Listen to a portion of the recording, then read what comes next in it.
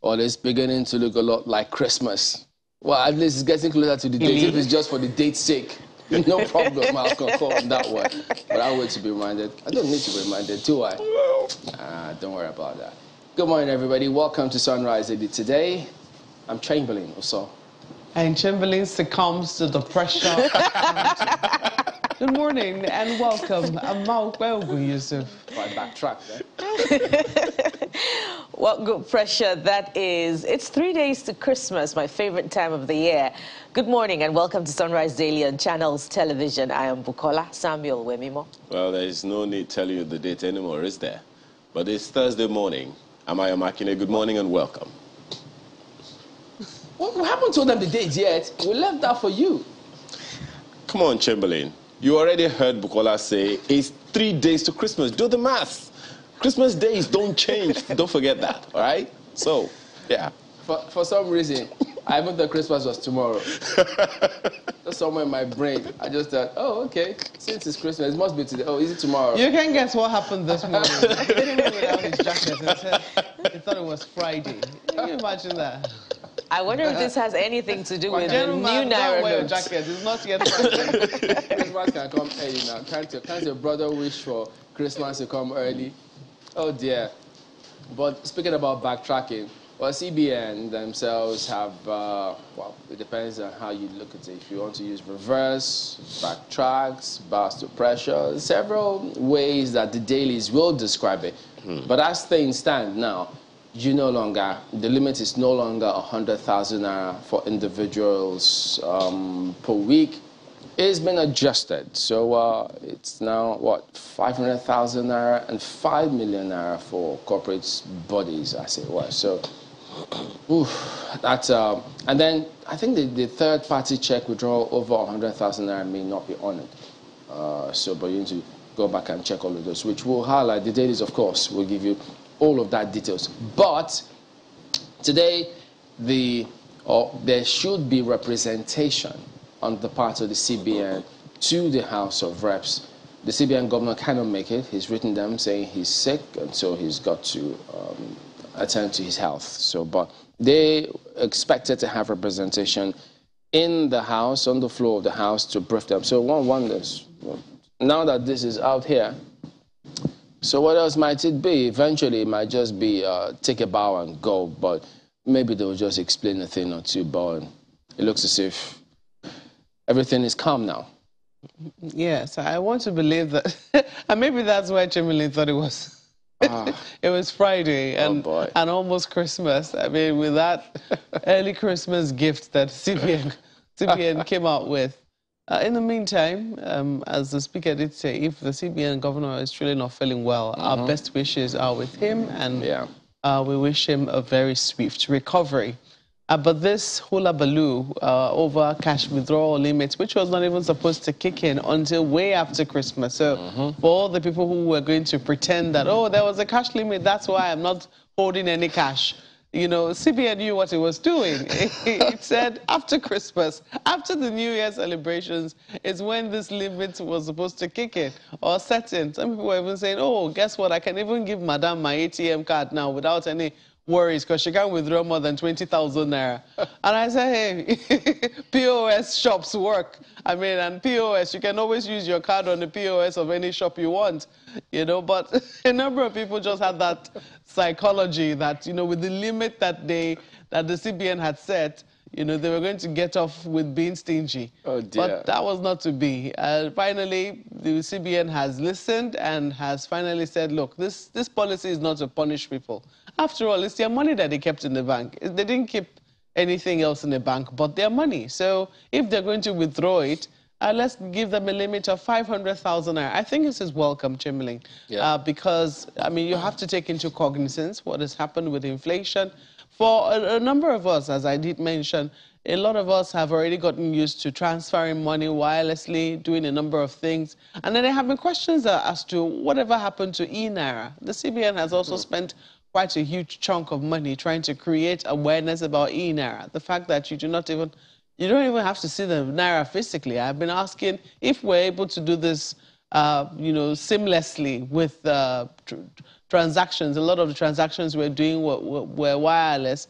Why did we need INEC? But hey, I've still yet to understand that. I still don't get it. But if we're trying to also transit to INEC, why do we have to put these kinds of policies in place?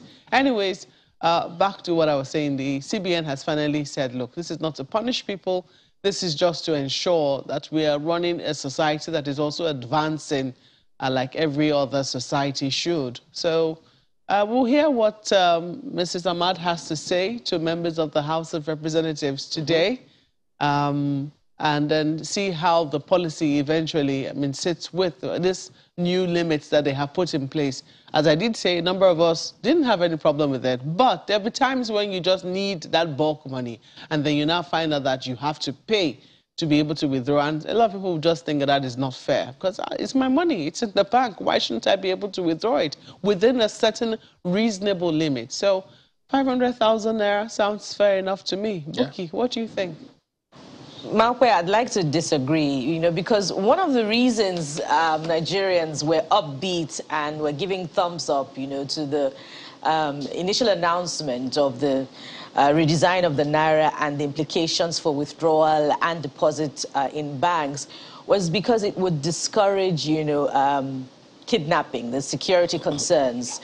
And somewhere along the line, during, one of our newspaper reviews, I wonder if you recall one of the investigations from the papers to the extent that kidnappers were demanding the new Naira notes, and, some other related reviews to that extent. But now that the new Naira, the Naira policy is to the extent that you can withdraw as much as 500,000 Naira daily.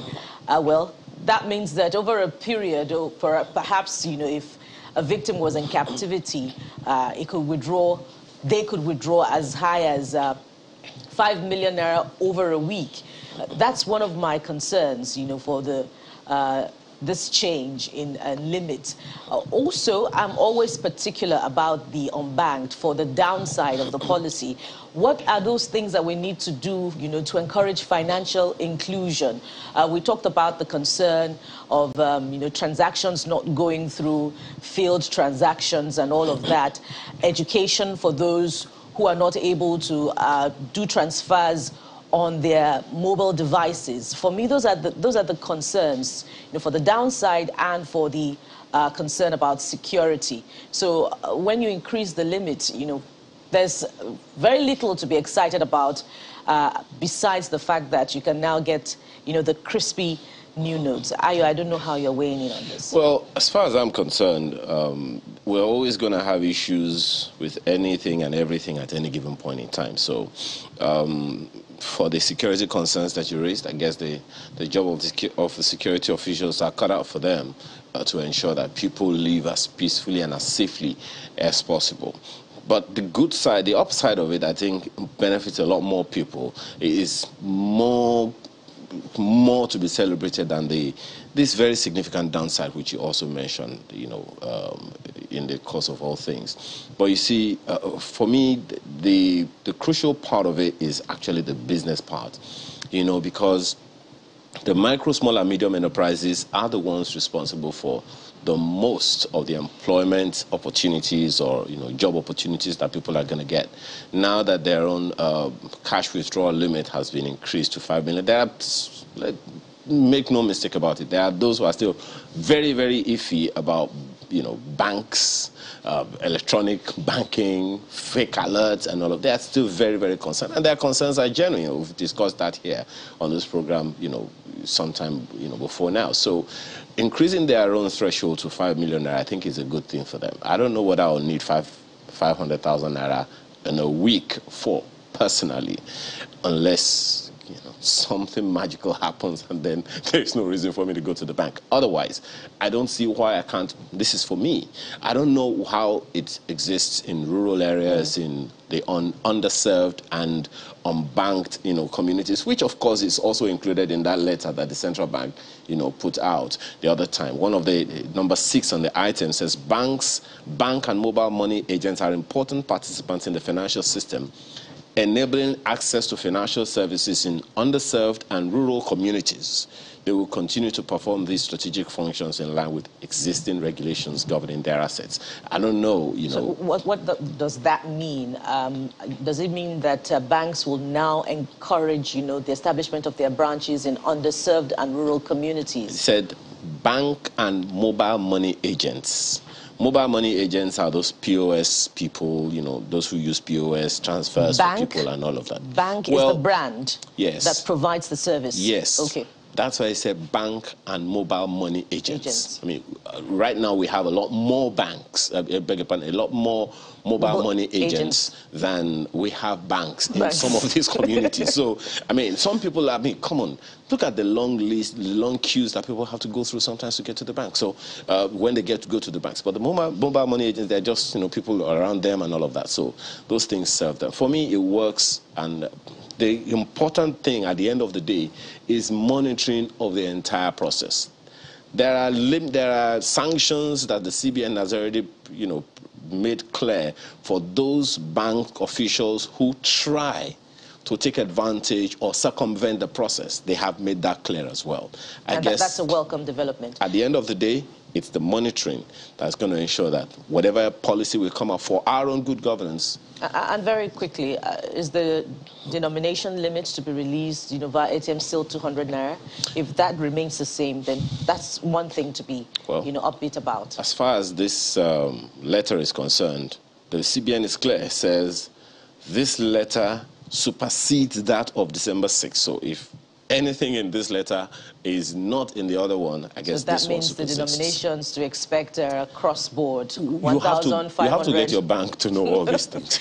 All right.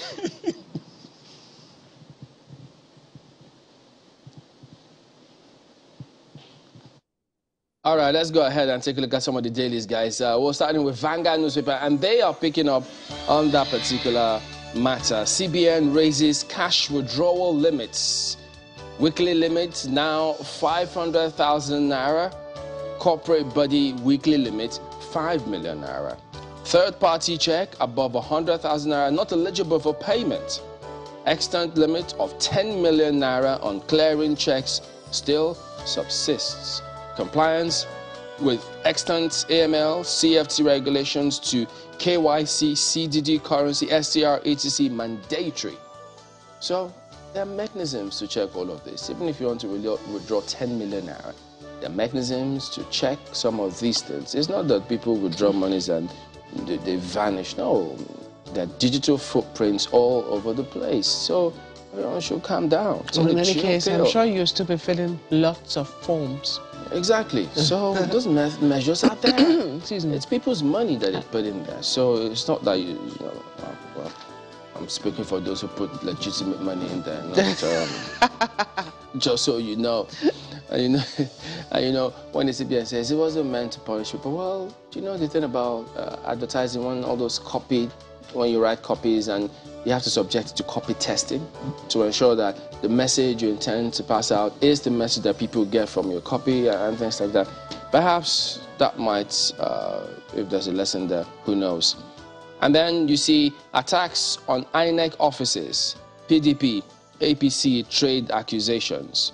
We've uncovered APC's plot to disrupt 2023 elections, ascribed to the PDP. Invite PDP leaders for questioning. APC tells security agencies. Oh, okay. You may just like to flip to the daily and see why this back and forth is going on with all of them. So, that, don't forget, yeah, you can check the back page. Guess what? Argentina put Messi on banknote, or to put Messi on banknotes. Wow. Wow.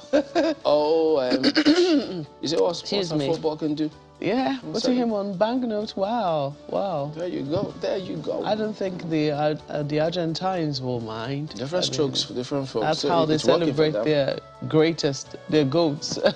So you greatest see? Of all times, huh? Oh well. Is Bella on their banknote though? I'm not sure. No. He's Brazilian, isn't he? He's Brazilian. Yeah, no, he's Brazilian. Yeah, so he would not be on the Argentine banknote. But The Guardian is here, and that's what I'm looking at for you this morning. CBN backtracks, increases weekly cash withdrawals. That is on the front page this morning. It's also a matter of interest to them. Foreign interest weigh in on Emefiele DSS conflict. Oh. Yeah. Sometimes some things are just beyond drama. How do you... No. It's just that the fact that the CBN governor and the DSS, we had loggerheads. Even if you're writing the movie script, I don't know that can ever come up. What? So people should learn never to say never about certain things in this part of the world. Look at this. Pro-Emefiele protests hold in Abuja, Kaduna. Stop illegal plot to remove CBN boss, say Arewa youths. CBN governor explains inability to appear before lawmakers in person. Don't politicize security, DSS operation, Saraki cautions. Market will find its course despite controversies, says Fashua. So you find all of the details on page 6 of the paper. Well, withdrawal limit or no withdrawal limit, what you see there is a traffic snarl that Lagosians had to wade through yesterday to go to different parts of the state that they were going. But that particular one was caught along the Oworo-Ojota Expressway in Lagos. I think, guys, you have to tell us what is going on with traffic, because I know around this period the traffic is usually hideous. But hey, just before we flip to Lagos and you let us in on what is happening with traffic, look at this. There's some reprieve, something to celebrate, perhaps in the new year. Sanwo-Olu celebrates completion of first phase Lagos Blue Rail, as is due for commissioning, I think, in January. So nice. Good to see that. Yeah, so something certainly to celebrate, worth celebrating. I can't wait to see it functional. Wike threatens to jail politicians who disobey executive orders 21-22.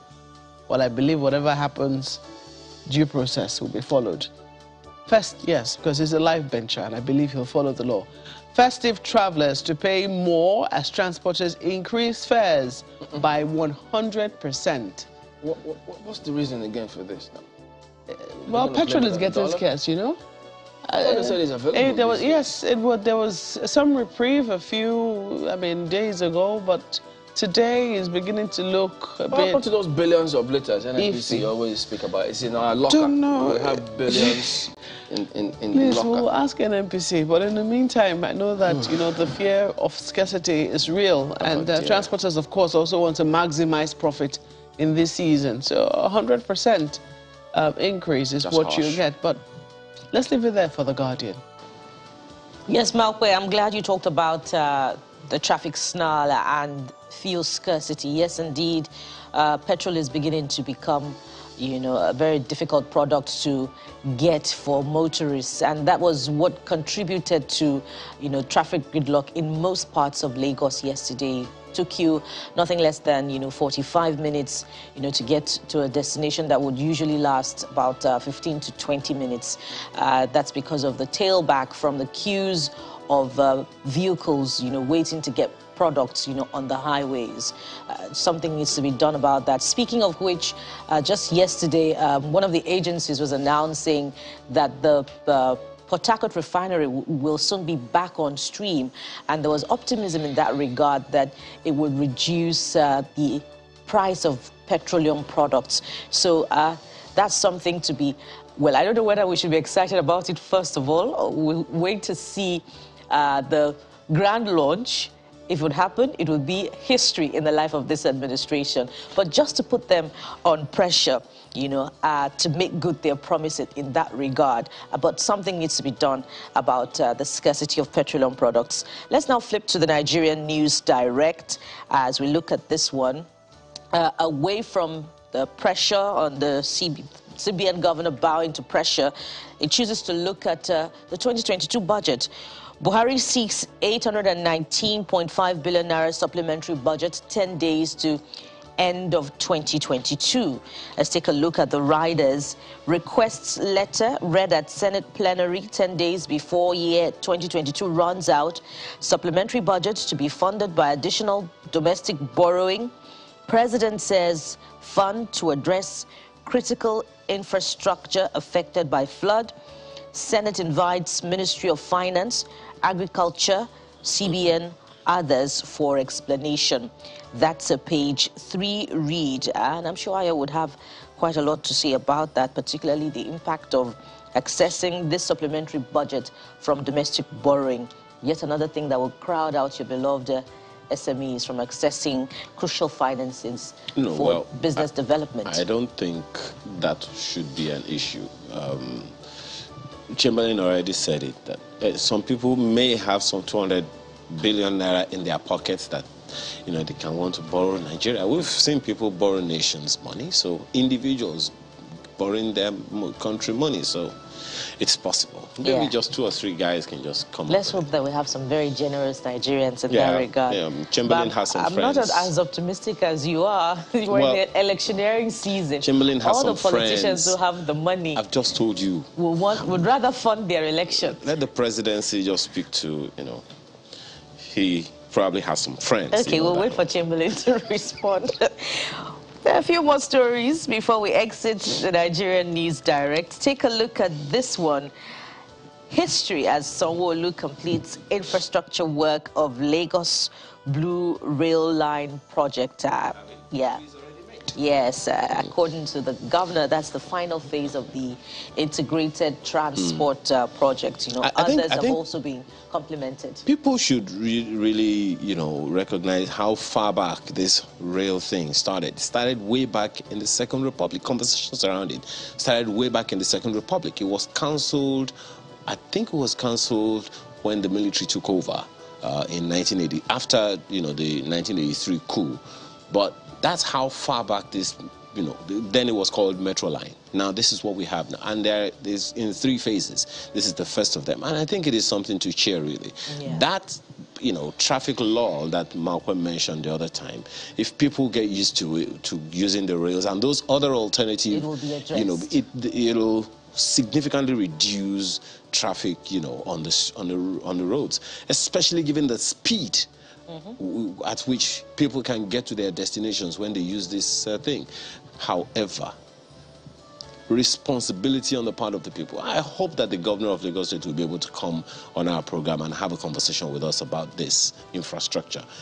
The responsibility of our people and how to ensure that vandalism that happened, along, major, rail lines in the country doesn't happen here. Responsibility on our part as a people, I think that's another thing to responsibility on the part of government as well. We don't want a repeat of the Abuja-Kaduna train incident. I understand you, but so let us all rail transport systems must be made secure. I get you, but let us all know that while we are pointing at government, they are our employees.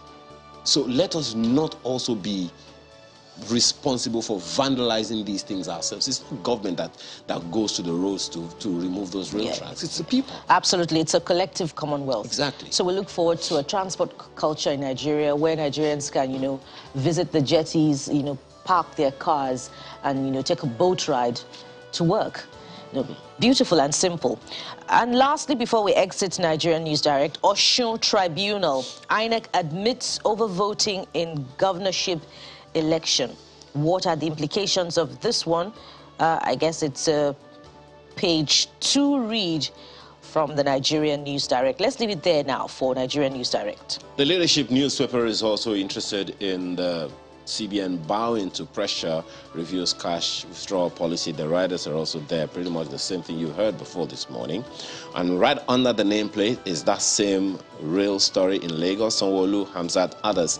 Test run Lagos Blue Rail. He particularly mentioned how, because there's always going to be on its electricity run, and that the electricity supply for it has a standing IPP on its own. And that's a good, again, we're inviting the governor of Lagos State to come have a conversation with us around this. Right under that story, APC, PDP, a daggers drawn over plot to disrupt 2023 polls. One of the most troubling things about that, if you ask me, is the continued attacks on INEC facilities. Exactly how do we circumvent that? Get to find out. Just one more story. Court orders interim forfeiture of ex-AGF's $899,900 and 304.5 million naira, as well as 15 properties. Ex-AGF. Oh dear. Stories on page 12. That's the leadership newspaper this morning. All right, so take a look at this Nigeria next. Today, CBN backs down on Naira withdrawal limits. That is the big league on the front page of this Nigeria today. And look at the riders. Increases maximum weekly withdrawal by individuals, corporate organizations to 500,000 Naira, 5 million Naira respectively. The paper so reports this morning. Yeah, just also you have several images, well, at least several bundles of the new Naira notes, which is being rationed in the banks. Or maybe we'll give it another shot this morning and see if while you are withdrawing, you will get, what, 50% old notes, 50% new notes. We will see. We will see. And then corruption responsible for poor projects implementation. Buhari laments. I'm trying to understand this, but okay, let's take a look at the riders. The Senate gives Interior Ministry 24 hours to account for 700 million naira collected for Edo, Ondo, Guba elections. You know, it just looks as if it's everybody to themselves. They just do whatever they can, take monies, no checks, proper checks to ensure that they're answerable to certain things, because there's been questions these days from the Senate to the House of Reps, and they're always in hundreds of millions in many cases. But pretty sad, I might add. But hopefully a lot of these things will be addressed moving forward. Obi leads as Tinubu Atiku trail in latest NOI opinion poll. The paper also reports Wike vows to secure votes with project execution. Interesting. That's this Nigeria today. New Telegraph is the paper I'm looking at for you. Look at how that currency looks pretty on the front page of this Nigeria. But it doesn't, it's not, something also looks very pretty. I mean, look at that real line. It's very pretty as well. And it's just good to know that it's not 3D. It's not a 3D visualization of what is to come. It's actuality. The picture you see on the front page of New Telegraph is what is real, and it's touchable on the front page or somewhere in Lagos. That's how New Telegraph has captured that picture for you. But the lead story there, very disturbing. We'll deal with criminals hiding under agitation, says IGP. Well, it's meant to be reassuring. As police kill 4 IPOB members in Ebonyi, recover Russian-made grenades, declare full-scale probe of southern Kaduna attacks. Gunmen kill 2 police officers in Kogi. Christmas, fortify your areas, Niger CP tells officers. So all around security, do not let your guard down this festive season. Watch and pray, celebrate, and watch while you're at it. I guess that's what this is about. Pages 2, 4, 6, 8, and 28 will give you details. Look at this. Why CBN public institutions should be independent by Lord Hannan. 4th attempt to harass Emefiele. Look at this. 200 babies born in Benue IDP camps. Politicians buying PVCs, wasting their money, time. That's from INEC. Any more stories at the bottom here? 2023, I'm ready to campaign for Tinubu. Other APC candidates attributed to President Buhari sent 819.5 billion naira supplementary budget to NAS. seeks Senate approval for restructuring of 23.7 trillion naira ways and means advances. So that is also there on the front page. But just in case you're looking at this story, marketers, Nigerians will celebrate Christmas without petrol. Well, I hope that this prediction is not true, but hey, hope doesn't cut it. We have to take action to make sure it doesn't happen. It's at page 28. Read. We'll leave it there. There are a number of other interesting stories right at the bottom for you. They also capture the withdrawal limit story as well. CBN backpedals. Individuals now 0.5 million naira. Corporates 5 million naira. That's where we'll leave it for New Telegraph this morning.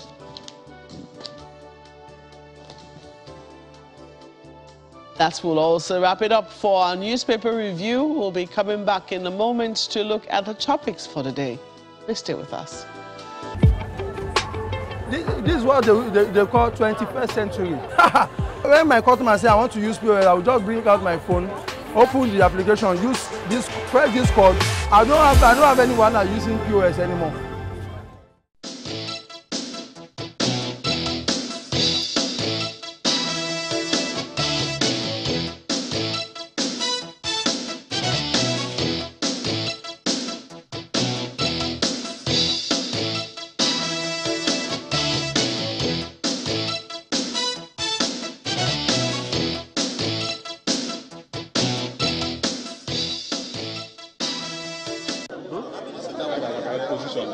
Everyone here trying to get a glimpse of the 2 arrested gunmen and 3 others neutralized by the force as the State Commissioner of Police briefed the Imo State Governor Hope Uzodimma over an early morning attack on the state headquarters of the Independent National Electoral Commission in Owerri.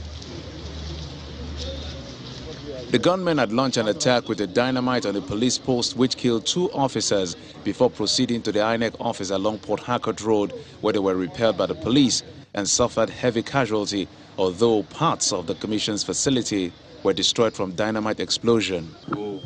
And back here at the police headquarters, the commissioner relays the sequence of events. What they did was to throw dynamite into one of our hillocks. So they were able to kill 2 of my men and later proceeded towards Port Harcourt Road. So after getting to Port Harcourt Road, they now went to ANEC office. Our men at ANEC office now engaged them too, but there were so many. So some of them were now throwing dynamite and petrol bomb into ANEC building. So that was why it caught fire. But because of the firing of my men, they were not able to go with one of their vehicles. So they left the Lexus Jeep there. So from there, they were now trying to escape.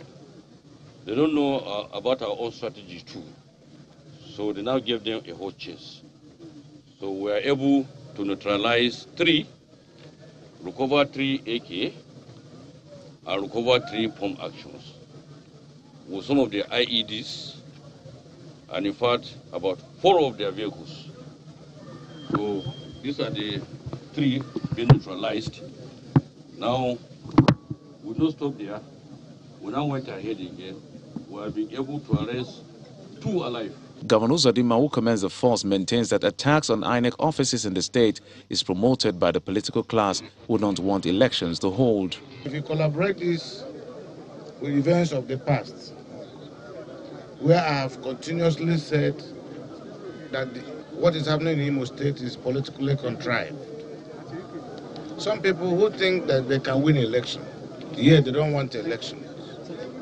How would they then win? INEC does not need this distraction at this point and stage of our elections. And away from the police headquarters, the resident electoral commissioner in the state assures that the attack will not stop the activities of INEC. By the grace of God, we'll go ahead. We have called the policemen to come and help us. I mean, to strategize, recruit, and make sure that the policemen are there for those that will come and collect their PVCs in the various local governments. Meanwhile, emergency services have brought things under control on the affected structure, and normalcy has been restored as the people of Imo State expect not to see a repeat of this dastardly act as they head to the polls next year.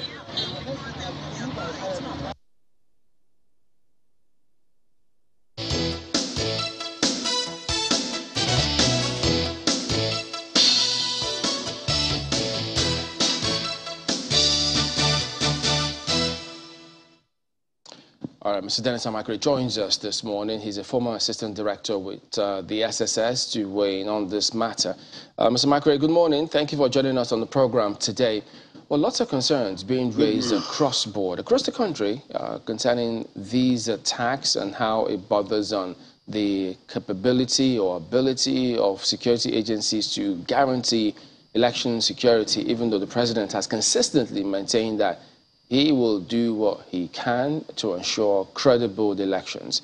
Now, from your perspective, having been in the security circles, given what is playing now, what sort of challenge do you think we face now, especially as it may or not affect the 2023 elections? Thank you very much for having me. You see, this kind of threat we are having has persisted, and funny enough, it is evolving, it is changing, because I remember very well in the other days when I was even in service, what we were worried about were election box snatching, ballot box snatching. They will snatch it and run away, and then of course the security agents were on guard to make sure the ballot boxes were not snatched. Then the next thing, we were having buying of votes. People were busy buying votes and trying to see if they could win the election. Remember, all these are just forms of rigging, rigging. And then as they snatch, we've moved on to registering fake voters. And of course, you saw what the CUPB guys announced, where there were a lot of names that were not more than what the world had originally registered. So right now, what we have is people burning down INEC facilities, because if they could not snatch the box and they could not buy the votes as they wanted, they go ahead and start burning down the buildings. But I'm very happy for one thing. INEC has been ready for this. The beavers, I think, is a blessing to our electoral process. And I think there is more that it can do for us than all these criminally minded people. Now, from when all of these things happen, one of the key questions that always bugs a lot of people is, whatever happens to intelligence, nipping all of this in the bud? And of course, many, insofar as these attacks occur, don't seem to rank the agencies high or high enough, because they feel that, having seen these attacks over time, they should, in many cases, over 90% of the cases, be ahead to ensure that these attacks don't happen to the agency's offices. So do they have a point when they say that, because they expect a lot from security agencies this time? Yes, security agencies are working the best they could, because I could tell you, if there were no security agencies or agents, there would have been more attacks and more burning down. But because of the fear of the security agencies and what they can do and who they have arrested, the only one I'm worried about is when you arrest them, I want them to actually be prosecuted and be shamed, but not just to arrest or lock them up. The IG has said it. Is ready to deal with these criminals who are hiding under, the guise of agitation, So the security agencies are doing very well, but what I would want to see more is where they preempt a lot of this burning by putting together a physical security protective measure against these INEC offices. It's just like when we talk about the prisons. If you don't put enough concentric circles around a sensitive facility, it becomes like any other place. And you see INEC offices along the street, you see them anywhere, and people can walk up to it, people can do all kinds of things. So I think more protective measures not just walls, you know, but more protective measures, perimeter fencing, surveillance systems, and alarm systems, you know, and then of course, watering system. Now that we know that the method of choice is arsonist, let us put some sprinkler system or whatever, but more security for INEC offices. Well, some people would say those might be medium-term projections, given the fact that, you know, we're already preparing for elections and perhaps making those adjustments might take a bit of time, budgeting, etc. I don't know, but you understand how government works. I'd like to take you up on the people that have been arrested. We've seen a concentration of attacks on Imo. We've seen, yes, that some states have been picked out by this arsonist, these people who are targeting INEC offices. But Imo seems to have faced quite a significant number of these attacks. First was the attack on the INEC headquarters, which security agents were able to repel, and they were able to get a number of suspects. Yesterday, it was reported that the DSS had arrested the head of operations, or the people who masterminded the attack on the INEC headquarters. But also yesterday, we also got information from INEC that another local government in Imo State as well, their office there was targeted and attacked. I think it's Isu local government area of Imo State. Is there a reason why you think that Imo is particularly volatile? Imo is volatile because of many reasons. There are people who had cross-carpeted to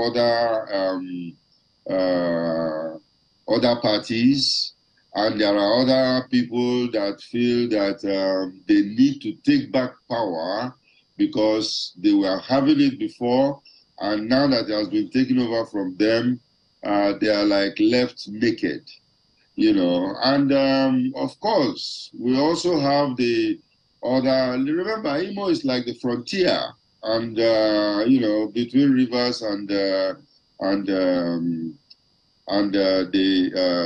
southeast region.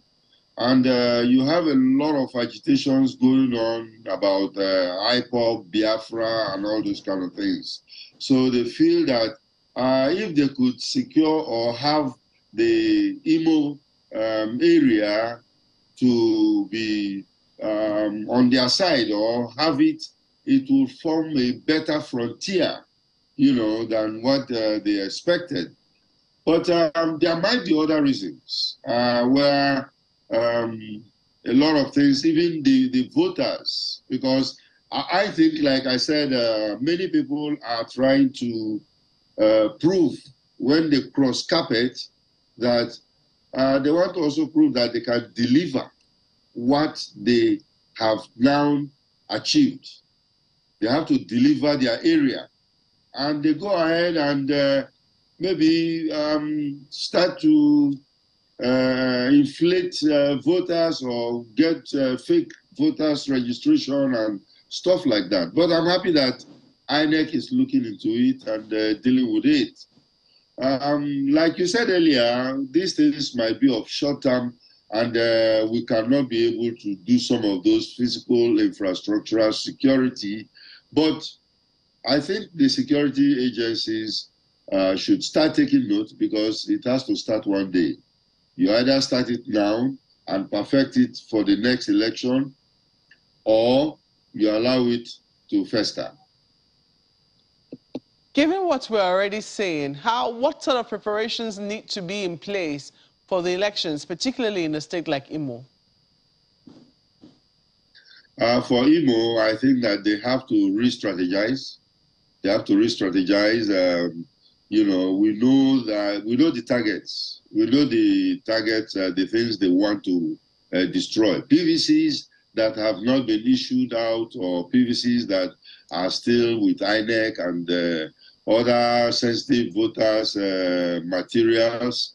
I think those things should be relocated. They can be relocated to other more secured areas than those buildings. Like I said, those buildings are just sitting ducks. So relocate, and then, of course, re-strategize. And, of course, for security reasons, I know INEC and the DSS will be talking about more strategies that they could use in securing Imo State. Let's flip this conversation now to Lagos. Well, thank you, Malkwe. Mr. Makri, you said something just now, and I find it quite interesting when you mentioned the fact that we can do something long-term. We've been in this democratic experience now for about 22, 23 years or thereabouts. And so one wonders, and this whole election insecurity isn't a new thing on us. And you rightly put it, when you said the election insecurity has shifted its shape over time. Previously, it was ballot box snatching and all of that, but now it's come to what we have now, arson and all of that.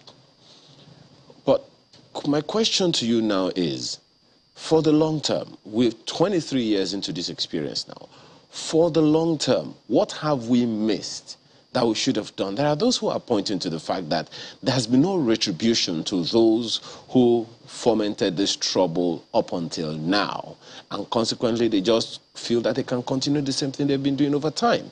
So from your own perspective, the fact that no one has been sustainably punished and consequently a significant deterrence meted out to someone hasn't occurred, it would seem. Do you think that is something significant? Very significant, because that's the problem of Nigeria. When you look at it, because we are having laws. Our laws are very many, and they cover most areas. Most areas. Even besides the criminal aspect, we have an electoral laws that we also pursue. So we are not having a lack of laws to be enforced. But our criminal justice system really have to wake up. Because you need to. The security agencies from the executive arm will arrest, take them into custody and bring them to court. And then, of course, these cases will linger and linger and linger. And sometimes we forget. Nigerians will usually forget after some months. We forget, and then it's not prosecuted. So why are we doing this? Why can't we strengthen our judicial system to make sure that at least somebody will be scared that, look, it's like traffic offense. If I'm speeding above the speed limit and police catches me, they give me a ticket. The next time they might seize my ticket, my license, and stuff like that. But here, nobody is punished, and we cannot see or make an example of somebody, so the thing will continue. But I think in the long run, we need to change our voting system. There is nothing better than electronic. We have to do that. Number one, there are systems that we need to put in place. Some of them are still around because your electronic information is all over the place. Your bank has it, INEC has it, all kinds of airlines have it. If you fly, so your electronic information is out there. Why can't we bring all together? We bring it up to all together, give you a social security number, and then on voting day, we can decide to say, okay, let me go out and vote, or I can even vote from my house. Because if the system is very good, and nobody can duplicate me, then it is, easy for me to even vote from my house. So these are things that we should be looking at. Okay, well, that's one leg. My apologies, Mr. Makri. That's one leg of the conversation. And there are those who believe, of course, we are on the way there because in 1999, we didn't have any form of electronic inclusion other than to type in the results into a laptop and stuff like that.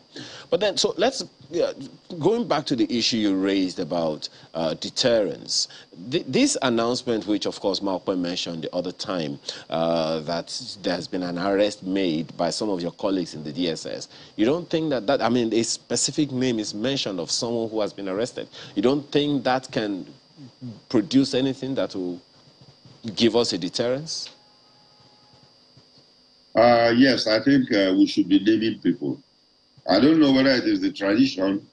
I know I spoke to the director of SSS in Imo State. He's a busy guy. He's been on their tail. You know, he's been pursuing them and tracking them down. But usually when they, surrender them to the judicial system, nobody knows about them again. But I was even suggesting, why can't we do that? Legally, maybe not, because, you are innocent until proven guilty, and that might, stop a lot of people from, being named, as what they did.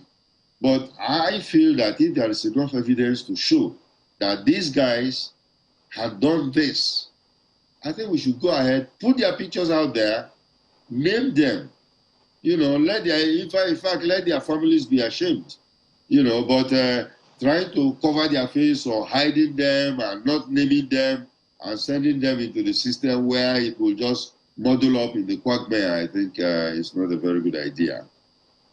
Mr. Makri, your views seem to suggest that, or support that of the Imo State governor, who has always said that the attacks and unrest in Imo State are politically contrived. Am I correct? Very correct. Very correct. Because the problem with Imo State is political, basically political.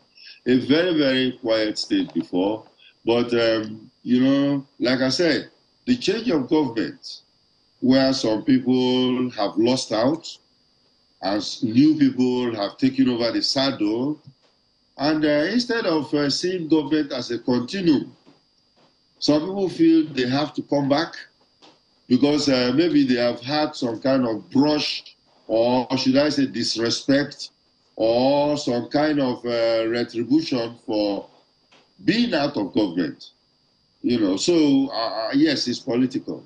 Very political. Strong insinuations there, and it's, they suggest that we know where we're headed, we know where the problem is from, but why are we not going after the problem? And I ask that based on what transpired at the House of Representatives some days ago, when the committee led a hearing where they invited, members of the Office of the Attorney General of the Federation, one who initially said that, let me just read that so that I'm not quoting what happened out of context, that there had been no request received from any security agency or INEC for the prosecution of persons arrested for attacks on electoral bodies' facilities.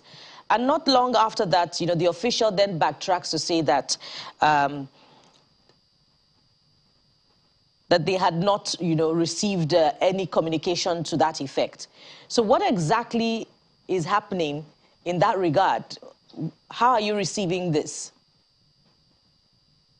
I hope it is not a situation where it is buried in the government bureaucracy. Sometimes you see we send the letter and we've not received the letter. When did you send it? We don't know. Things like this do happen. But I think they should get their acts together. They should get their acts together because right now we are facing an existential threat facing the country. The country is facing an existential threat. If we don't solve this problem and then keep on playing politics with it, even those people who feel that they should take over or those who are struggling to keep power are not going to have anything in their hands. It is very, very important. Democracy should be practiced in a way that is equal justice under the law, and everybody has the same rights.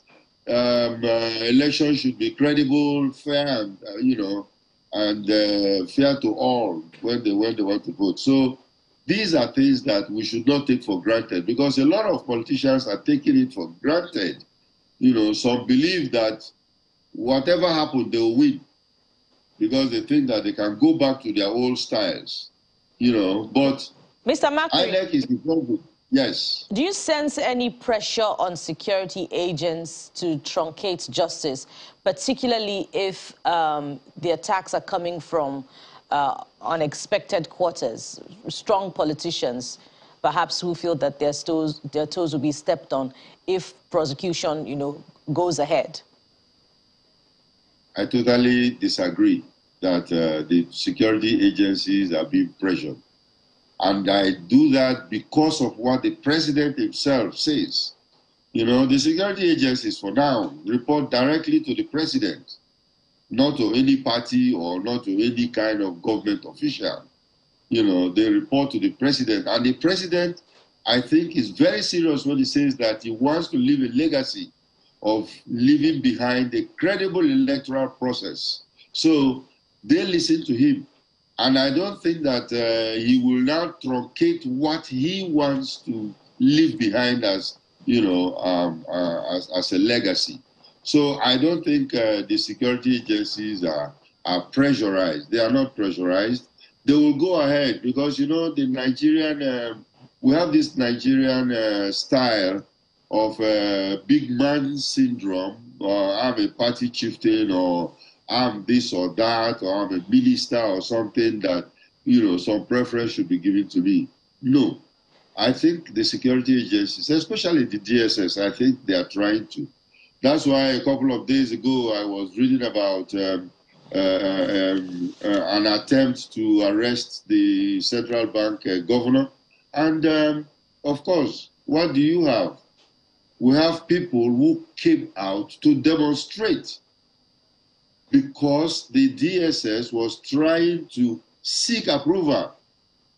Before they will say, oh, you are not democratic, you go and just knock on people's door in the night. Although they still have those powers, they can do that, but they decided to go to court. And when they go to court, somebody said, oh, we cannot give you that permission. Fine. They want the consent of the president. So, Mr. Makri, if you feel that security agents are not under any pressure, then it suggests that, of course, they made reports in the past. If they did make reports in the past requesting that the Office of the Attorney General prosecute electoral offenders or perpetrators of attacks on INEC offices, why hasn't there been any deterrence in the past?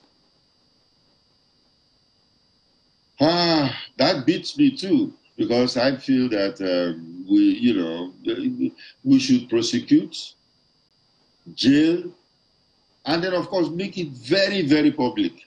Give it all the publicity so that it will serve as a deterrent. But when cases go in there, nobody hear about them again. Like if you ask anybody now, where is Kanu's case? Many people don't know exactly where it is, and this should be in the public domain. Evans, the kidnapper, we didn't hear about it until recently. We heard that, he has been sentenced to death, or he has been given some sentence. So you are not getting the right thing from the bureaucracy, of government. And that's why sometimes I would suggest that the security agencies should give a limit of independence, where they can pursue the national interest, as they see fit, not being guided either by politicians or by political parties. When you say we're not getting the right thing from the bureaucracy of government, are you laying this at the doorstep of the Office of the Attorney General of the Federation, which should lead prosecution? He is the prosecuting officer. Yes, he is. A lot of time, in fact, on this particular platform, I've come to talk about it. Some people will be blaming the SSS and say, oh, you guys, you know, you just take somebody, lock him up and do this, that, you know. But they cannot even take the man, whoever they have in detention, to court. It is the Attorney General's office that does that. So, yes, that is where the buck stops. And I think they should wake up and do their job properly. Well, the only thing we are waiting for is strong enough deterrence so that these things don't continue to happen, because for as long as these things continue, INEC will have to replace these things. And there is a point that INEC says if these things continue into January, they may not be able to conduct a kind of elections. I mean, that would want, because they may not be able to replace some of these things in good enough time.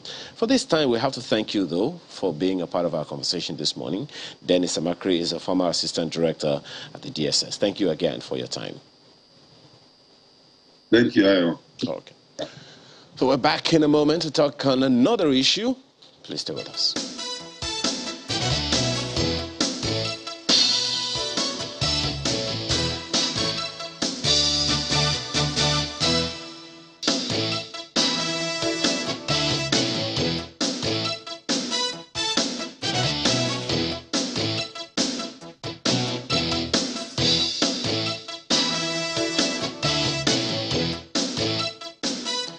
Welcome back to Sunrise Daily. Well, yes, indeed, we're turning attention to development in Taraba politics, as it's got to do with the APC. Well, joined, as you may have seen there, by Honorable Danjuma Ashidi, who is the chairman, House Committee on Internal Security. He's also a senatorial candidate for the APC in Taraba State. Good morning. Thank you for coming on today. Good morning. Morning.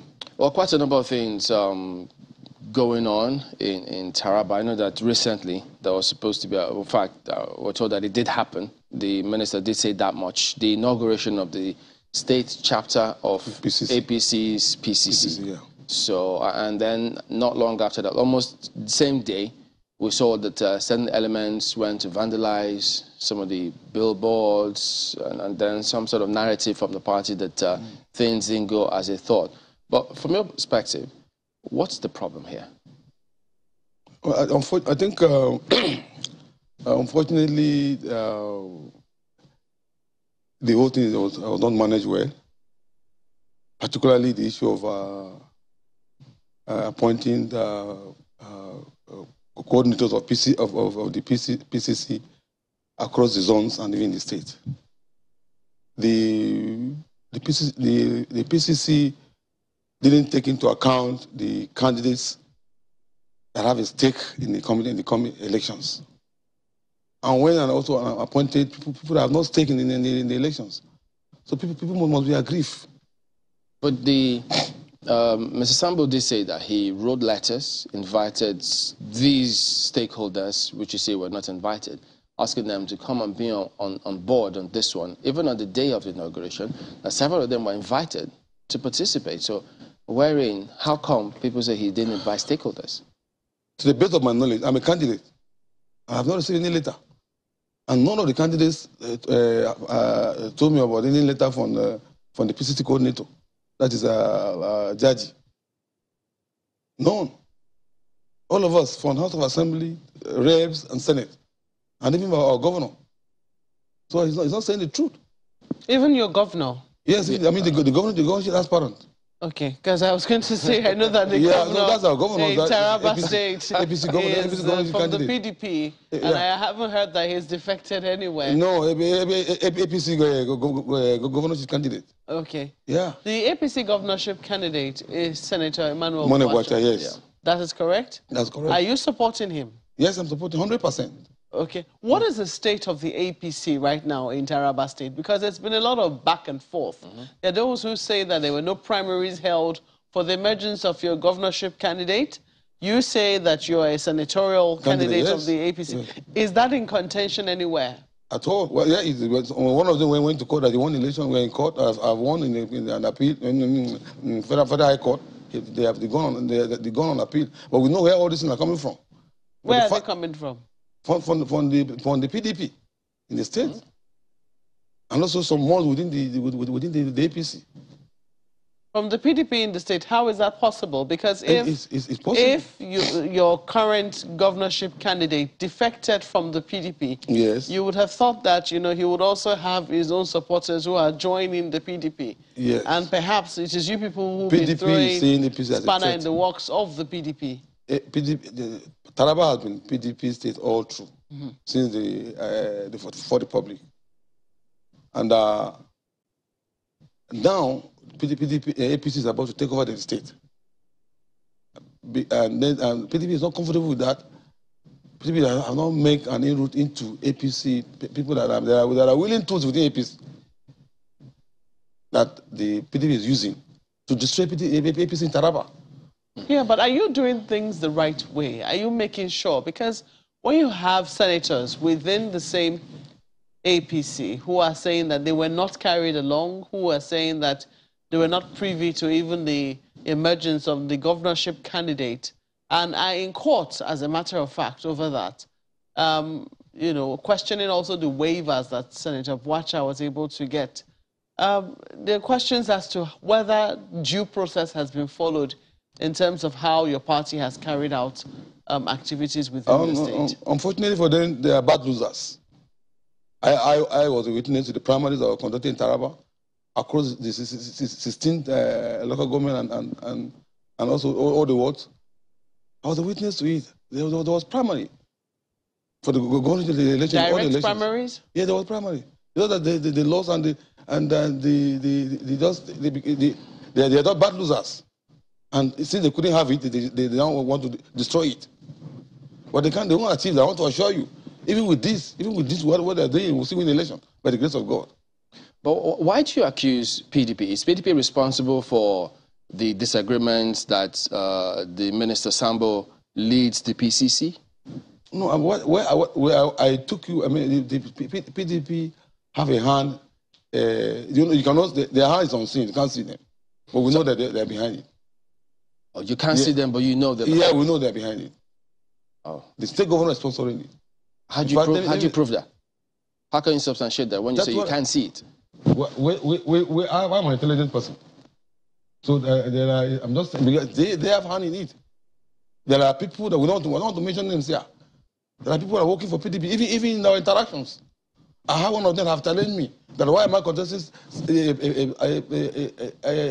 APC member challenging me that why am I contesting Senate with the governor of the state who is from PDP. A member of the family of APC should ask me that question. Then what will be your conclusion? But now that because part of the narrative from the party why they wanted the minister to lead the PCC is that these cases are in court. So when the cases are over and done with, then as it happens with all the other states where there's no governor, the governorship candidate leads the affairs. And they justify? It's not justified. It's the wrong step. How? We have instances where some governors were elections were nullified in court, even during the tribunal, but they were still governors. In Nigeria here, even Darius himself, his election was nullified by the tribunal, but he remained the governor. Well, that's PDP. But no, this is APC. So what I'm saying, we're talking of general this thing. Why should APC be different? So you're saying that it's not right for APC to have sought for a neutral person? Yes, to allow him until he's finally removed, because he's in court. He went to court. He went on appeal and he got judgment. They said they're going to Supreme Court and there's another appeal. And I don't see that because he's still the standing candidate, the standard bearer of the party. So, but if he wins, he's confident that he will win in court, just as you are, that he will win in court. So what's the difference? Why don't you just wait when you win, then you lead the party? No, we're not having issues with that. But what we're saying is that these are people that we went into a contest with, a lot of them like that. And they are, instead of them coming together since the parliament has passed, let's put this together to ensure that this party will live in the state. They are busy romancing with other oppositions and coming to cause confusion.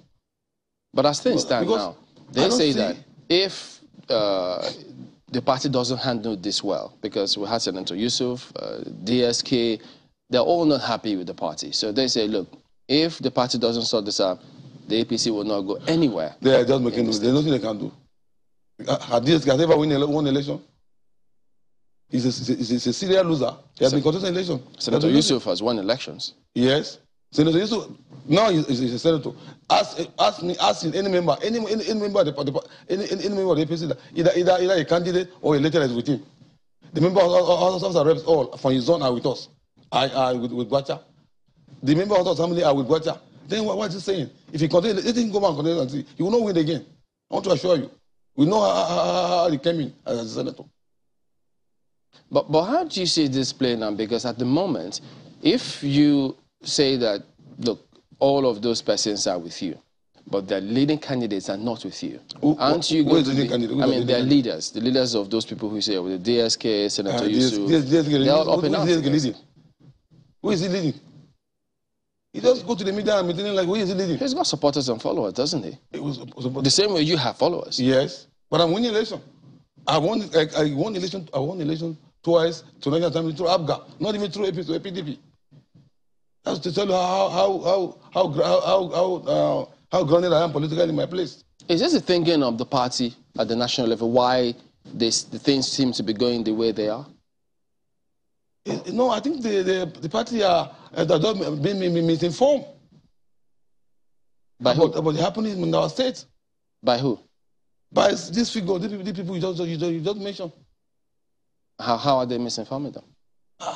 You know, now you want to believe that DSK has followers, he's on ground, he's this and that, and is that not the same thing? That's the same information I'm talking about. I'm just thinking because you know, on one hand, you want all of these people to come together, and support you. Yeah. But on the other hand, you say that they don't really bring anything to the table. Because they're not winning. Yes, if they're not winning anything, but you still... They're not willing. They're not willing. Yeah, they're not willing. Okay, but their support is what you need. Yet you call them bad losers. You say they don't win any elections. Yes. This sort of antagonistic statements, do you think that it will make them want to come to your side? Sorry, Magwe, you might view as antagonistic, but that's a statement of fact. I'm taking the fact. That's the truth. Yes, but I mean, as my colleague did point out, you know, Senator Yusuf is currently a sitting senator. Yes. And he couldn't have won it without the support of people on the ground. Yeah. And I'm sure that he's lost it now. Sorry? He has lost it now. Well, he's not contesting anymore. He's not on the governorship and he lost. Yeah, fair and square, or maybe not fair. Maybe not fair and square because the matter is in court. But even then, he will certainly have his own supporters, wouldn't he? The court declined him now. The court said he should go to 4 primaries. You do primary 100 times, you will not win. I want to assure you of that. But that's what I'm saying. So you say that if he does primaries... I'm talking because I know him. If you say he does primaries 100 times, he will not win. By the grace of God, You say that, and then at the same time, you want his support. If someone tells you that if you do primaries 100 times, you will not win, and then says, come and support me, how will you take that? Well, without being modest, in fact, I don't want to say that, but without being modest, let him keep his support. We'll see win the election. Okay. So right now, what exactly are you seeking to have for the APC in Taraba State? It looks like the face of the APC in Taraba is about to change. People say that the people within the APC have not been treated fairly. Now, those who have held the party on the ground and made sure that the party has survived for this long, in spite of being in opposition, yet producing senators within the same state. Now, these people are not taking into recognition when, you know, it does look like there could be a good chance that they could clinch it this time because the sitting governor is not going to be contesting again. That these people are about to be booted out because, you know, somebody from the PDP has come to take it over. I mean, why don't they have a fair reason to be feeling aggrieved within the party? They have the right to be aggrieved. Mm-hmm. But they also the fact that they should put when you're going into any contest, you either win or you lose, isn't it? If the contest is fair, what they've been saying is that the contest was not fair. Mm-hmm. Okay, if you feel it's not fair, that you exhaust the normal, that's the process, but you don't overheat it. Don't cause confusion. No, nobody's so from going to court. Go to court. Let the court decide. Go and prove your case. But remain a member of the party and don't antagonize people that are flag bearers. Don't antagonize people, because even if at the end of the day you get this thing, you see it us. But they say that the senator is the one antagonizing them. No, that he just joined. Rather than queue, he jumps the queue and wants to grab the ticket. That's not a fair statement. But that's what they say. Well, why is it not fair? Didn't he just join? No, he joined, but he jumped. How did he jump it? How did he jump? Because they say they've been there way ahead of him, so they should get a shot way before him. APC have, like in my zone, APC has never won in my zone. So, and if today we have people that can come to add value to that family, that is the APC family, why can't you accept them? But why do you think you will clinch the senatorial ticket ahead of the governor? Well, that, I don't want to praise myself here, but I want you to, you can make your research. But I know that even if tomorrow I'm going to defeat the governor, if they say, I need to settle the election to this Saturday, I'm going to defeat him. Because the governor has failed in our area. He didn't do anything there, as if we don't have a governor. Let me bring in my colleagues in Lagos. Good morning, Honorable Shidi. You initially started off, by talking about some of the challenges within Taraba APC, and you accused the PDP of fomenting trouble. I'd like to ask, especially around the now emergence of Senator Emmanuel Boache as the governorship candidate of the party.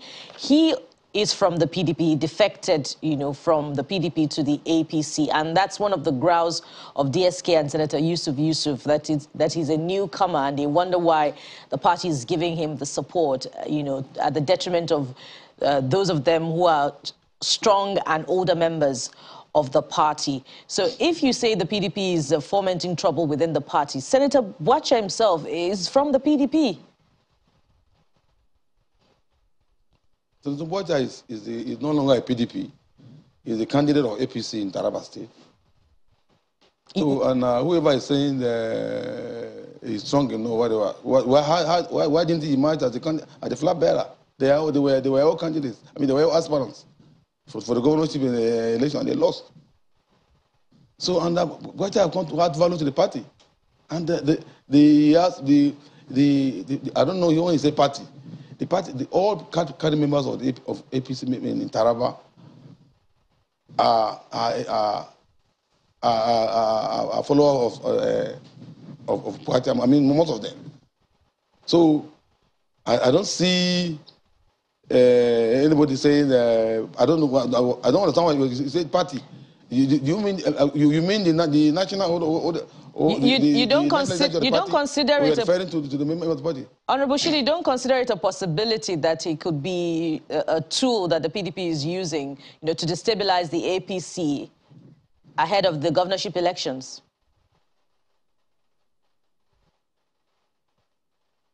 Come again, please. Sorry.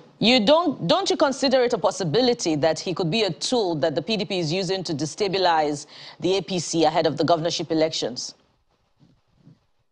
No, it's true. That's what I've just said now. The PDP have a hand in our crisis. That's true. And because there are PDP members that have become a willing tool for PDP to use to destroy APC in Taraba. And you don't see Senator Boache as one of those tools? No. Boache is a candidate of our party. He cannot be a tool to anybody. He cannot be a tool to PDP. So what then is he have come to add... So what to add value to APC? Honorable Shidi, so what then is the thinking? You say it's come to add value to the APC. What then is the thinking of the party that he would have more support base than the other, older members of the APC, i.e. DSK, Senator Yusuf? Hi. What is the thinking of the party to provide the support for a newcomer rather than the older members of the party? This issue of newcomer, Boache is a card-carrying member of APC now. The issue of newcomer shouldn't be an issue right presently. the issue is that he is a member of the party, and he participated in the primary, he won, and he's going to emerge as a governor in Taraba. Is it because the PDP is a ruling party in Taraba State, and they would rather use, the popularity of the party to win the election? No, it's about personality. He's on ground. He has been in politics for the past 30 years, and he did well all these years that he has been active in it. So it's not a pushover. And that's why it's a threat to both PDP and also all those malls in the APC. Honorable, my question is away from politics. It's more governance related. You are the chairman, House Committee on Internal Security, and I'm pretty sure. I mean, you probably listened in on some of the conversation we had before you came on the program concerning attacks on INEC facilities. It's something that's giving everyone concern. Have you been able to confirm, as chairman of House Committee on Internal Security, what the root cause of these things are? Or are you validating what the governor said, that they are all politically motivated? It is very true. It's all politically motivated. Most of the attacks on INEC offices are politically motivated. That is the attitude of typical Nigerians that are impatient with our politics. And also people that felt they are not going to win or they are losing. Yeah. They can go into all this kind of illegal activities by destroying constitutional offices. Okay. Well, you said in response to one of the questions my colleagues there with you asked the other time that you are an intelligence person. And so one wonders what, being an intelligence person and with such rich intelligence community that we have in the country, we've had attacks on Osun, on Ogun, on Imo, INEC facilities, and these things seem to continue, and who knows where next. So I'm wondering, from the intelligence perspective, how come we are not able to get ahead of these things and forestall them from happening rather than play catch-up after? The intelligence agencies are working hard to curb this insecurity all over the places. But as you know, there are a lot of some of this needs funding. Some of the security agencies are underfunded. The Nigeria, the world is technology driven, but if our intelligence agencies are not properly equipped with the technical equipments, they can't achieve much. So the fact still remains that the government should look at the direction of the intelligence community by providing them with enough funds to acquire sophisticated intelligence equipment so that they can cope with some of this crime. Again, I go back to the fact that you are chairman House Committee on Internal Security, and are you saying this from your experience working with the intelligence community in the country, from working with security agencies in the country, that they are underfunded, given the significant, quantum of funding that you in the National Assembly assigned to them? To the best of my knowledge, the allocations is very poor. I've seen it. The DSS allocation is very, very small, very poor. Even the NIA. Maybe probably the NDC, but their funding is very poor. I've been seeing in the budget. I used to cry out. It's unfortunate that we find ourselves in this situation. Are you then saying, Honourable... The funding is quite very good. Are you then saying, Honourable, that government prefers reactive approach to internal security as opposed to proactive approach, from what you just said now? Yeah, that's the attitude of typical Nigerians. Even the system we found ourselves. I'm not going to cover anybody here. But the fact is that there's need for funding all over the place. Even the police, they need to be funded. Given what you just said now, Honorable, I'll take the budget. Yeah. Given what you just said now, Honorable, what are the implications of these things that you said, juxtaposed with all of the occurrences that we've had over time on INEC facilities? What are the consequences, as far as you are concerned, concerning the 2023 elections? No, I'm saying this so that for government I'm in the legislative arm. I'm saying for government to wake up to review his funding, review his attitude towards funding of the security agencies, and also releases of funds, so that we'll be able to achieve the security and also of the entire country. All right, let's wind down with this one now. I mean, do you have the same confidence that the APC at the national level will clinch the presidential elections? Yes, by the grace of God, they will clinch it by the grace of God. Okay, but there are several people who think that, well, APC might just be misled because the PDP, the Labour Party candidates are also pushing them really strong and hard. PDP is going nowhere in the presidential election. Well, why do you think so? You see, my analysis is that if you look at the core north, which is the 6 states in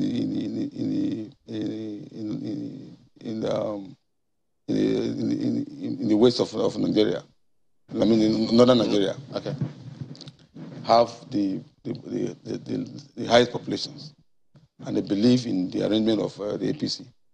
They believe in Tinubu. They believe in Shetima. If you come to the northeast, the whole of northeast, apart from Adamawa, is for APC. So the northeast region will leave because their candidate in Adamawa and go... Yeah, no, I think we will not go anywhere in the northeast. Apart from Adamawa, we can leave Adamawa for him. But Taraba will go for APC. So, but why do you think that a vice president, someone who was vice president, will be weaker than someone who was governor in the northeast? He was vice president over 16 years ago, and Shetima performed as the governor of Borno State during the Boko Haram crisis. Even while there was a crisis, was building the state, and the records are there. So what about those who think that, well, the APC might just be surprised because at the end of the day, the Northern Bloc may eventually, for some reason, vote for what some people refer to as their own? No, the masses are behind the APC. The masses. Forget about the social media. How many people are on social media? Have you seen the ANAP poll that was released yesterday? The updated ANAP poll. That is social media now. That's mentioned in there now. No, that's not social media. That's data. That's statistics. Data is what? How many people in the rural area have access to data? How many people? How many of them? Majority of Nigerians don't know about data you're mentioning. Yes, perhaps so, but that doesn't stop the... And they're the one that doesn't stop the Nigeria Bureau of Statistics from gathering data in rural areas. So at the end of the day, it is people who are educated who analyze this data. How do they get the data? I mean, what I'm saying is that we are making an on people that just on the grassroots people. About 6% of Nigerians are non-literate. They are illiterate. Yes, but that doesn't stop them from saying who they will vote for. So this is not something gathered by the Nigeria Bureau of Statistics, so there's no mix-up. I was just asking you about the ANAP poll, which is an organization funded by Mr. Atedo Peterside. You know him, right? Yeah, Peterside, yes. Yes, no, so he's conducted another poll, and your candidate is lagging behind in the polls. He's coming second place. From what we've seen, and this is the second time that your assessment from the social media, but from the grassroots, from the rural community, they are in support. Have you done your own poll? What? Have you done your own poll, your own assessment? Or you're just doing it based on at least from what I've seen, from my experience with Nigerians, from my experience in politics, I know the direction is towards APC. All right, so there you go. They clearly know something that perhaps you and I don't on this matter. Honorable Danjo Mashidi is the Chairman House Committee on Internal Security. He's also a senatorial candidate for the APC in Taraba State. Thank you for coming on and all the best. Oh, thank you, sir. We will be back in just a moment. Stay with us.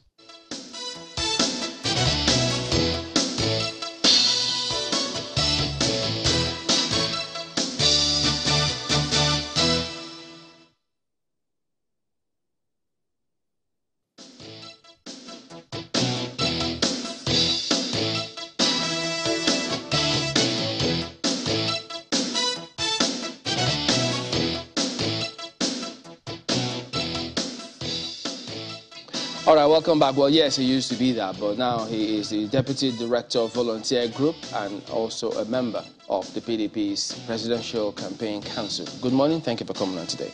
Thank you very much. I'm happy to be here. Good to see you again.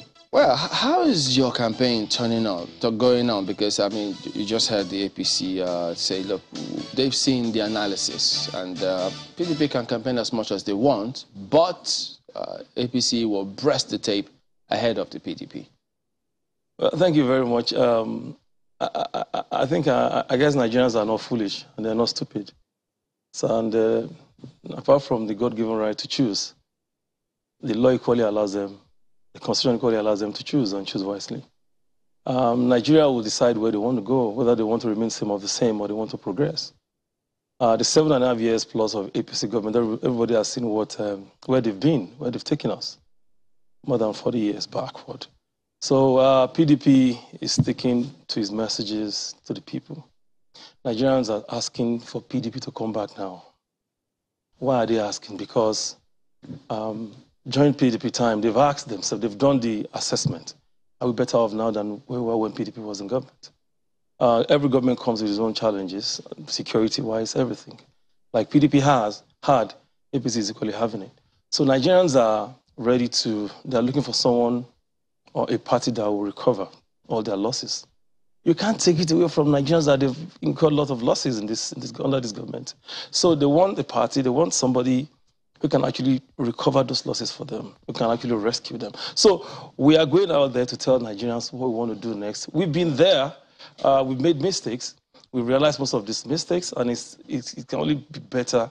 It will only be better for Nigerian citizens to decide what they want. If I could just say from what people see, when you say the Nigerians, you know, they're coming from a hard place, they want to change, they want their life to be better, but we see the APC campaign, we see the PDP campaign, we see the Labour Party campaign, and we see those sea of heads.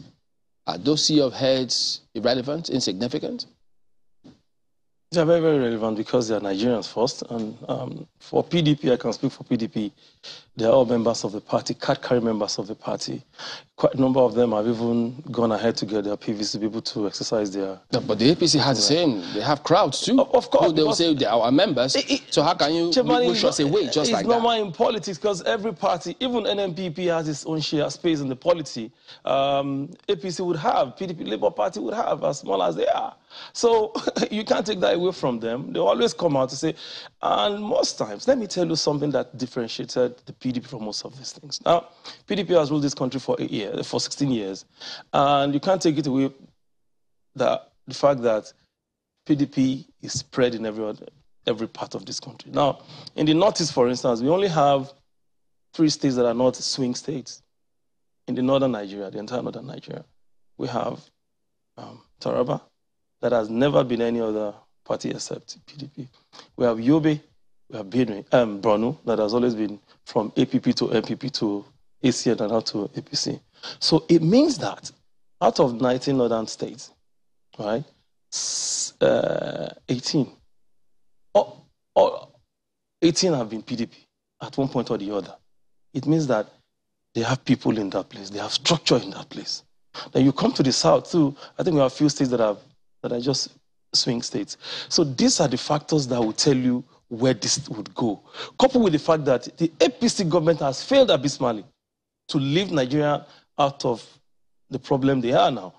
From the fact that they've made so many promises, but at the end of this, it's always been denial, it's always been excuses, all this negative rhetoric. Those states you mentioned that have always been swing states, that have never been swing states. Yes. Are you relying on the past data or current reality? Because current reality, some of them will tell you, look, from what we face now, given how the government has fared, given what has happened to us security-wise, we're not ready to go the same way again, for instance, in the person of the candidate of the PDP, for instance? Why would they not want to go? That's the best. They know that's the best choice because, one, in terms of experience, they know he's been there. He has what it takes to take them out of where they are now. And number two, but many of them have not felt safe. How? Under who? They feel that, look, they reduce it because it has some sort of peculiar interest for different regions.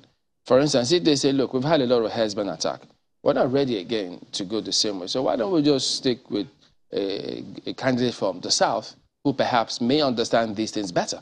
Chimani, it doesn't work that way. Let me tell you, a lot of things are going to define 2023 elections, all right? The personality that is coming. Number two, whether anybody likes or not. No thanks to the candidates of, anyway, the APC leadership that have divided us more than we've ever been. And again, no thanks to the religious policies that have been introduced by the Labour Party. All of these factors are going to play out. We can't run away from it. We're not there where, you know, where you can just say, oh, and that's why PDP... politics introduced by the Labour Party. And you said? Religious politics. But you can see the candidate going to churches to campaign until when Nigerians say, this is not what we want to do. Is there some, you have the tapes, you have the record. Is it campaigning or attending services? No, they can call it what like Nigerians know better. So the truth of the matter is that for PDP is to tell Nigerians this is what we want to do, and that is what the candidate of the PDP has been doing. Stick to messages.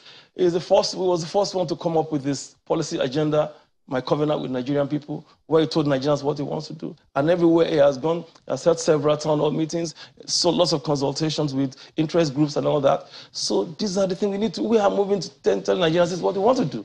We're only interested in telling them this is what we want to do and this is how we're going to do it. And that is the difference between Atiku Abubakar and any other candidate you can talk of in this election. You can't take his experience away. It's key in this. Atiku has been there at that national level. You can't...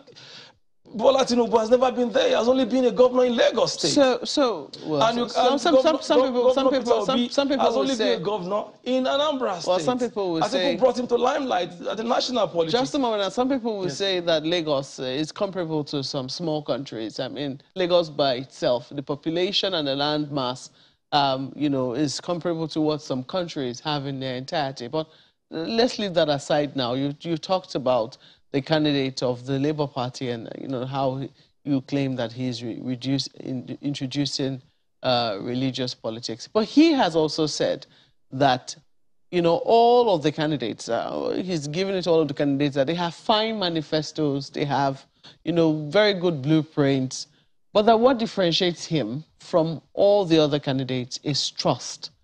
The fact that people trust him.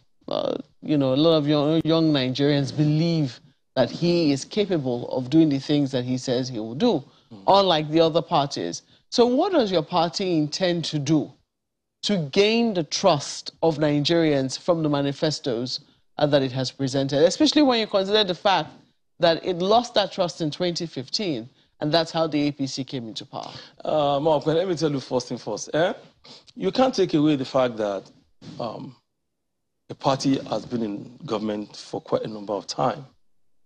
All right, and during this time, there were lots of achievements by this party. And there's no perfect system. There's no perfect individual, perfect organization. So Nigerians reserve the right to now sit down and say, okay, I think these guys must have learned one or two lessons from their mistakes. Why did PDP lose election in 2015? It's a combination of factors, which was not even from the outside, mainly from the inside, within the PDP itself. So we don't need to go to that. So the truth of the matter is that what the PDP intends to do, number one, the PDP has been able to give them a candidate. You just hold on, please. Yeah, by all means, go ahead. A candidate whom Nigeria believes has what it takes to lead this country out of the current wood. He has demonstrated it. PDP has succeeded in giving them a performing governor as a vice presidential candidate. Go to Delta State and see what Governor Okowa is doing in that state, from education to health to infrastructure to child care agenda and all of that, agenda and all that. So these are some of the things we're talking about. So Nigerians can see and they can feel that, okay, Atiku Okowa ticket It's the best for this time. Atiku best fits mentally. I just can't talk about them, enough. Any way you want to think about it. You say that the PDP imploded in 2015, and that's... It wasn't an implosion. It wasn't an implosion. Okay, it was just an internal... Exactly. You're talking about the internal wranglings that they have. Well, whatever you call it, what internal wranglings, implosion, because that they eventually lost an election in 2015. And it's not new for any party. Internal wranglings persist, even in 2022. Everywhere, in all the parties, not only PDP. Within the PDP are still dissatisfied with how your party is currently conducting its affairs. The internal wranglings remain. How do you see your party coasting to victory, knowing that this was one of the things that cost its ticket in 2015? The presidential candidate of the party today is a man who understands the value of going into an election united. He's a man who understands the fact that he cannot do it alone. And he understands the fact that no matter what happens, we must close ranks. And with other critical stakeholders of the party, he has been doing that consistently. And he was very focused in getting everybody back to the table. Let me tell you, Mark, we are going to shock Nigerians. See those 5 governors? Have you ever heard them say... Are you sure Nigerians won't shock you? No, Nigerians are waiting for PDP. They're waiting for Atiku. They've seen the difference. And nobody can take us back to Egypt. Yes, you're talking about the 5 governors. The 5 governors are going to come back to the party. Should I tell you this? They haven't left the party. They are going to support the programs of the campaign and election of the party. Do you know why that is going to happen? These are 5 great guys that have done so much for this party. These are 5 great guys that has benefited from the benevolence of the party. The party gave them its ticket. They've been able to, through the party, PDP machinery, they are who they are today. And that is why you have not heard them say, we are leaving the party. There's a serious, big difference between what happened then and now. Those who left then made it emphatically clear the moment they left that we're out.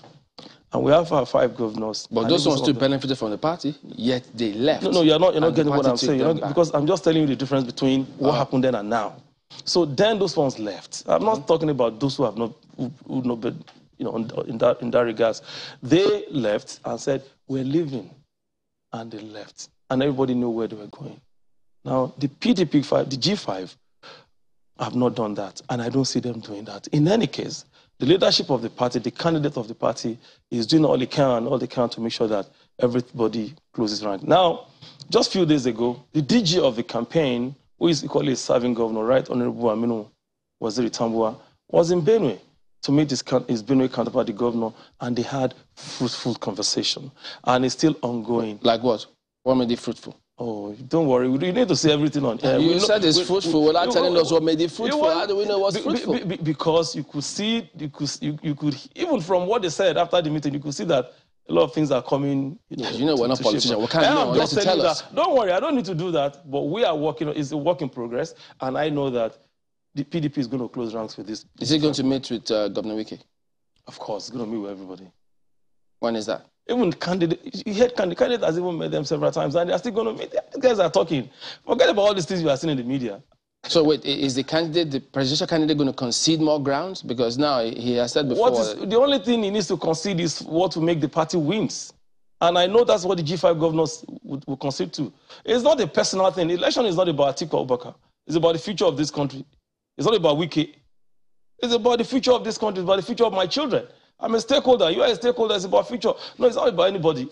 So assuming he now meets with Governor Wike, Ikpeazu, Makinde, and the rest of them, and assuming they reconcile, do you think that's going to change the perception that people who already have made up their minds from what they've seen over time, is that going to change from those people? Chamberlain, you can't have it all. There are some PDP, people in APC that will not vote for Tinubu. And instead, they will not vote for their governorship candidate. So you have it in PDP between every party. This is the reality. So when people talk like that, just like, you don't even know what is obtainable in politics. So everybody will vote. In Lagos State, the people in Lagos State will not vote for Asiwaju. Yeah, but will it be significant? then let's wait, let's say the time, get there. But what I'm just saying is that, so it's not, you can't have it all. What you need to do is to make sure that you are able to reach out to a significant number of people who buy into your messages and ideas and vision and support you. That's what you need. And that's what PDP is concentrating on. But the thing is, I mean, yourself, the candidates, the presidential candidate, you were also very confident in 2015 and 2019. But you still didn't win. No, when at the poll in 2015, it was at 2019 we were at the poll and everybody saw what happened. PDP won the election, but that has been thrown into the dustbin of history now. We don't want to talk about that. Judiciary helped them. Judiciary helped the current APC leadership. PDP won the election. How can you, in Borno where there was no election, you turn in over 1 million votes. In Yobe where there was no election that everybody knew there was no, you turn in over 1 million votes. It's not going to happen now, and that's what PDP is going to benefit from. Well, how did the judiciary help them? By listening to the people that presented a stronger case, or what? How does it work? Let's discuss it. You leave that way. We don't want to dwell on that. PDP has already moved on. Atiku is the next Nigerian president by the grace of God. Why are you so supremely confident? Have you forgotten what they say about pride going before a fall? It's not pride. I said Atiku, by the grace of God, from what we've seen, from what we've heard people. Did you see, I've been monitoring some of our engagement, the presidential candidate and his vice engagement all over. We were in Lagos Business School. We met the business community. All this interest group. Did you even see the fallout from all of this? But in your case, I don't want to talk about the rally. When people say, and I don't need to tell you the strategy we're using to get to the grassroots. Okay, good. But, you know, when people say, look, have you seen the candidate of Labour Party, how he's winning all the polls being conducted, the grounds he's making, the quote-unquote, just a minute, the quote-unquote, the organic nature of the movement, and then people say, no, don't worry, he won't win. So why should they listen to you when you say, have you seen what we have done, how, and then you're supremely confident based on what your own understanding is of how you will win? We are not working, we are not assuming, we're not making any assumptions. Chamberlain, this is what we have seen. Are all those polls assumptions that ran the Labour Party candidates it's not the real determinant of the outcome of election. What is? How many people you're able to convince to reach out to at the grassroots? Not polls. Polls, yes, fine. It will only tell you, help you to walk, to know where to focus more. There are credible polls, there are polls that are not credible. We know those credible ones when we see them. And when we see them, it's possible to go into work and do the needful. So we appreciate them when they come out. Do you get? That's what polls helps you to do. It doesn't determine the outcome of any election. So in any case, how many people participated in the poll? Let's see the what's it called? Are you underestimating the ruling party? We're not even underestimating SDP. But we're not afraid of any competition. Do you get it? But you already said Atiku is the next president. It's going to be because of what Nigerians, because of our interaction with Nigerians. Let me tell you. Is there an understanding between your candidate and the ruling class right now? Nigerians know who Atiku Abubakar is. Place him side by side with every other candidate. Place him side by side with Tinubu. Atiku has nothing to hide. But they knew who he was in 2019 as well. Let's quickly do that before time goes, right? Place Atiku and Tinubu side by side, except you don't want to be honest with yourselves. In terms of what? Experience? Can Tinubu match Atiku? Mental alertness? Can he? Atiku has nothing to hide. Tinubu has a lot to hide. Birth or state of origin, everything, a lot of things. Is that what determines how people vote in rural areas? Nigerians are saying that. Nigerians are looking, it's part of it. That's why I said personality will equally play a role. And I don't like to talk about Labour Party guy, because he left on his own free will. He was a member of the party. When I heard him criticizing PDP, I said, I'm sorry. He wasn't just a member.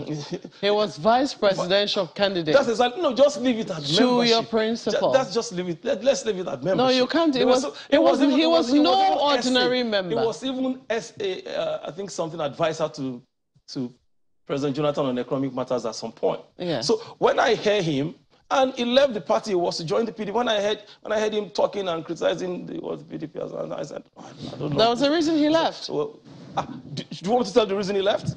Maybe you don't know. Oh, the reason. So now you want to tell us this one, but you tell us your strategy, huh? No, we don't have to. Oh, I see. Peter Obi left because he lost every ground in PDP.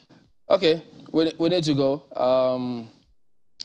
Fabi Oladimeji is the Deputy Director of Volunteer Group. He's also a member of the PDP's Presidential Campaign Council. Thank you for coming on, and all the best.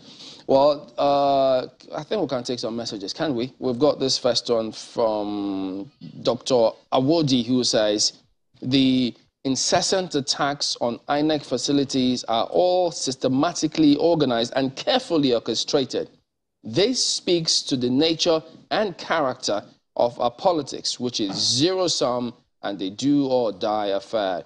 The panacea to this quagmire is to make political office less attractive and less powerful. Also, there is a need to begin a political reorientation process for both the political class and the electorate.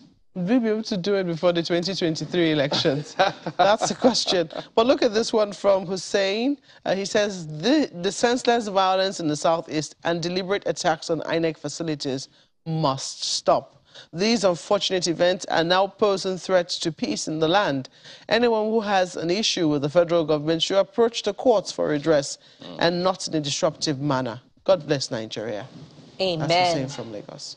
Amen to that. And this one is from Festus Akimboyowa. If government cannot protect INEC facilities, what's the assurance that government can protect voters on election day? Protecting INEC facilities from these explosive attacks is a task that must be done. This will give voters confidence to come out to vote on election day. The question is, will it be done sufficiently before election day?